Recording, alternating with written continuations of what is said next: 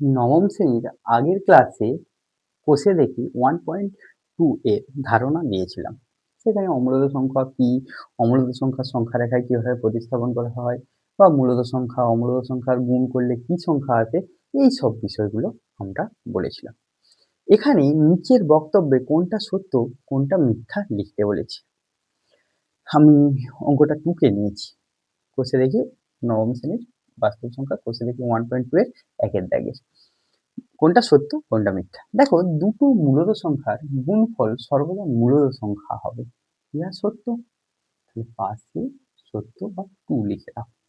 দেখো, দুটো মূলদ সংখ্যা 2 গুণিত 3 কত হবে 6, 2 গুণিত 0 কত হচ্ছে 0, -2 গুণিত -3 গুণিত -6 সবগুলো কি আসছে মূলদ সংখ্যা আসছে।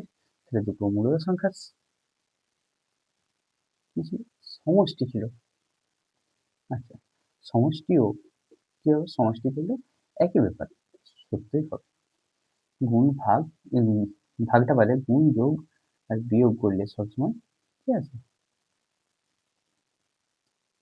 মাইনাস, তাই এটা দেখো আসবে সত্য। দুটি অমূলদ সংখ্যার সমষ্টি সর্বদা অমূলদ সংখ্যা হবে। দুটি অমূলদ সংখ্যা কি বলেছি, সমষ্টি। এটা অমূলদ হবে এমন কিছু মানে নেই। দেখো, √5 একটা অমূলদ সংখ্যা, -√5 একটা অমূলদ সংখ্যা। যদি দুটোর যোগ করি তাহলে কত আসবে, 0 আসছে, যা মূলদ সংখ্যা। তাহলে এটা কি হবে, উত্তরটা ফলস।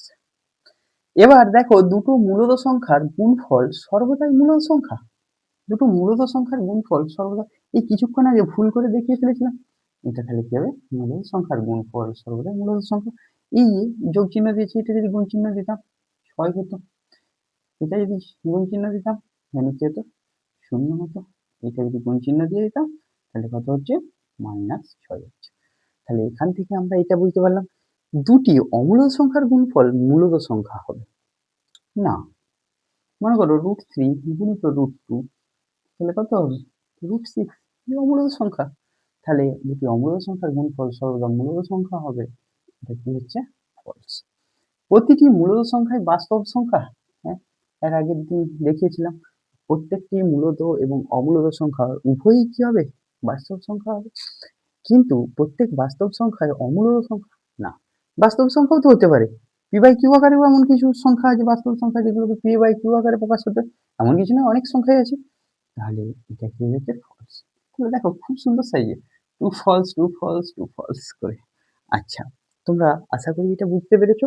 আগের ক্লাসটা যারা অ্যাটেন্ড করেছিলে বা আগের ক্লাসটা যারা ফলো করেছিলে তারা তো পরিষ্কার বুঝতেই পারবে, তাও আমি এখানে আরেকবার বলে দিলাম।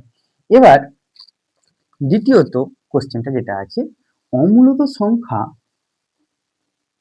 বলতে কি বুঝি, আমি ডেফিনেশন দিয়ে দিচ্ছি। অমূলদ সংখ্যা বলতে কি বুঝি, তাহলে তোমাদের তো বলেছিলাম এর আগের দিন অমূলদ সংখ্যা কাকে বলে।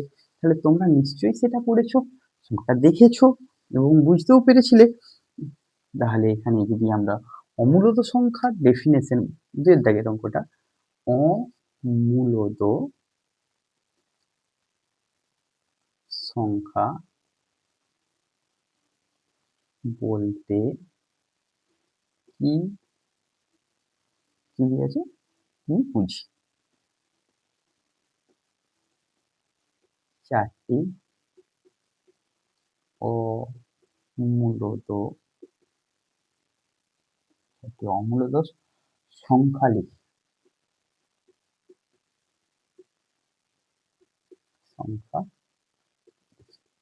দেখো তোমরা এখানে অমূলদ সংখ্যা বলতে কি বুঝি এর আগের দিন বলেছি সংজ্ঞাতে, আজ কোশ্চেনে আছে সেটা লিখে দিচ্ছি।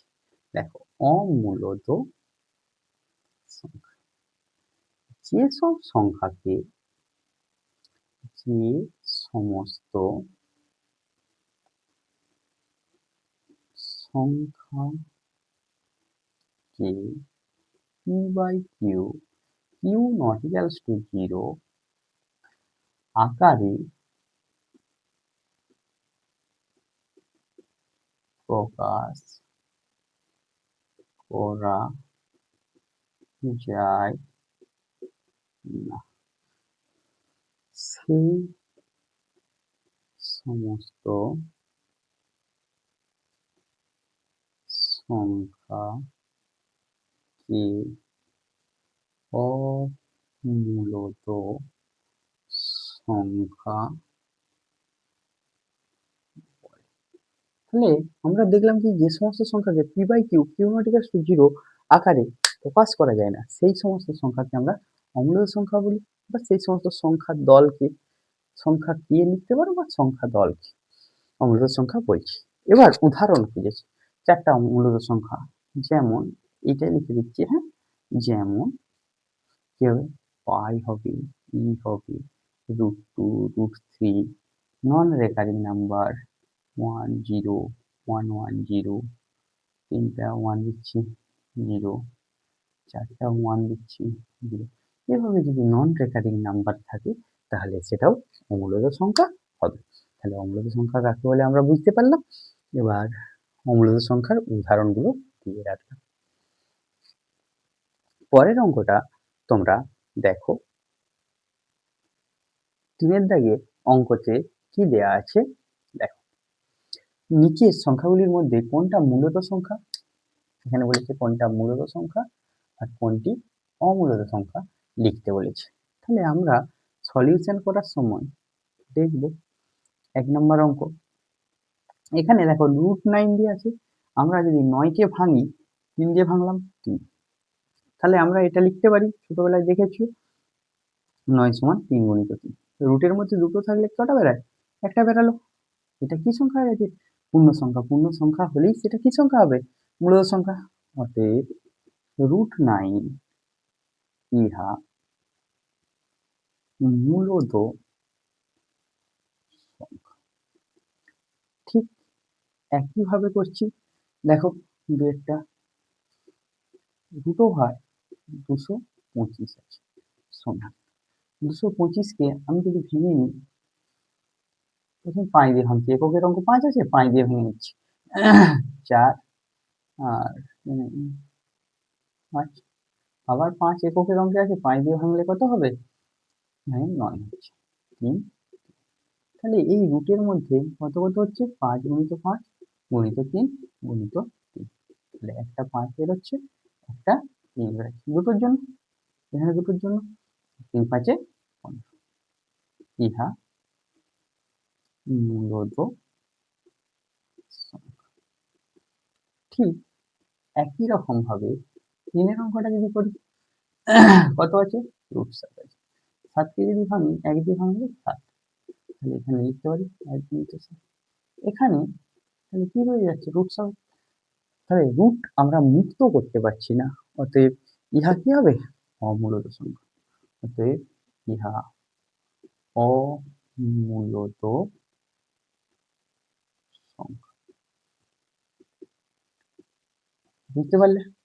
ঠিক একই রকম ভাবে আমরা 4 এর অঙ্কটা করছি, কি আছে, √50 আছে।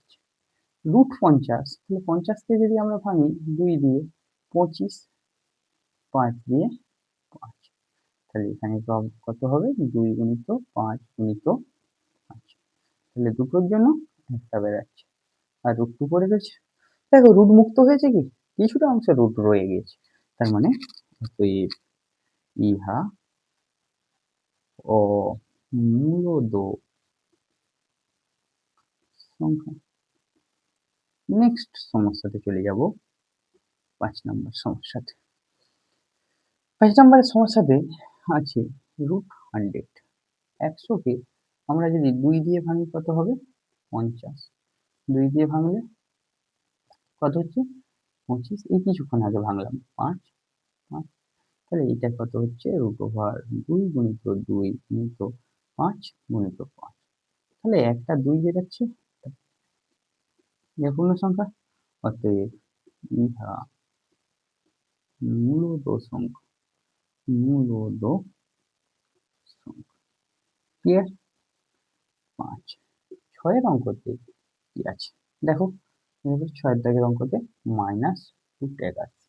মাইনাস নিয়ে মাথা ঘামানোর কিছু নেই, রুটের ভিতরে থাকলে সেটা কাল্পনিক সংখ্যা তো চলেই আসবে, সেটা নিয়ে তো নেই, রুটের বাইরে আছে। তাহলে 81 ভাঙছি, 3 দিয়ে ভাঙো 27, 3 দিয়ে 9, 3, 3, তাহলে মাইনাস 3 গুণিত 3 গুণিত 3 গুণিত 3, তাহলে এখানে দুটোর জন্য একটা করে বেরাচ্ছে, 3 গুণিত মাইনাস 1, এটা কি সংখ্যা? পূর্ণ সংখ্যা আসছে, অতএব ইহা মূলদ সংখ্যা।